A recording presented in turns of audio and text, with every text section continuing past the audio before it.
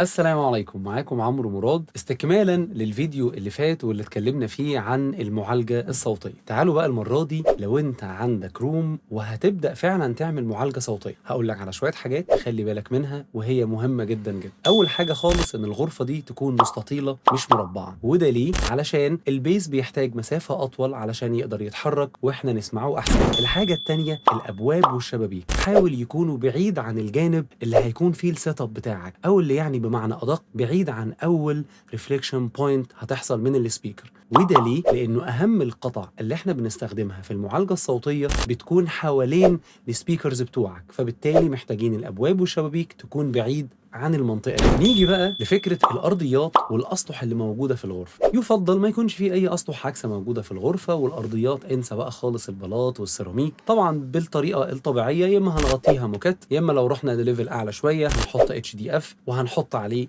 سجاده. ما تنساش انه الارضيه من الحاجات المهمه جدا اللي في بعض الناس بتنساها وبتهملها، ولكن هي مؤثره جدا جدا جدا في الصوت. تعالوا بقى نتكلم على نقطه مهمه جدا، والنقطه دي مشكلتها انها مكلفه. انه في ناس كتير بتروح تشتري السبيكرز او الاستوديو مونيتور قبل اصلا ما يشوف الغرفه بتاعته اللي هيشتغل فيها هي ايه، وبالتالي عندنا مشكله بتحصل ان مقاس السماعه له علاقه بحجم الغرفه. فانت ممكن تروح تجيب سماعه وليكن 7 او 8 انش فتكلفك رقم كبير، وتروح تشتغل في اوضه صغيره فتلاقيها غير مناسبه، والعكس تروح تجيب سماعه صغيره وتيجي تشتغل في غرفه كبيره فتلاقي نفسك عندك مشكله ان السماعه مش قادر تسمع فيها البيز بتاعك بشكل كويس. فبالتالي لازم تشوف الغرفه الاول اللي انت هتشتغل فيها قياساتها كام قبل ما تروح تشتري السماعه. وبالمناسبه هقول لك على معلومه هنا صغيره مهمه جدا، السماعات من الحاجات المهمه جدا انها تكون على ستاند ما تكونش على المكتب. فمن الحاجات اللي تكون وانت بتشتري حريص ان انت تجيبها انك تشتري ستاند للسماعه، مش تشتري السماعه بس. كنت معاكم عمرو مراد، لو عندك اي سؤال يخص علم الاكوستكس ابعته لنا على رسائل الصفحه ساوند بوكس، وان شاء الله نرد عليك في فيديو مفصل. وتابعنا في كل الحلقات اللي احنا هننزلها اللي خاصه بعلم الاكوستكس والمعالجه الصوتيه. اشوفكم ان شاء الله على خير الفيديو اللي جاي.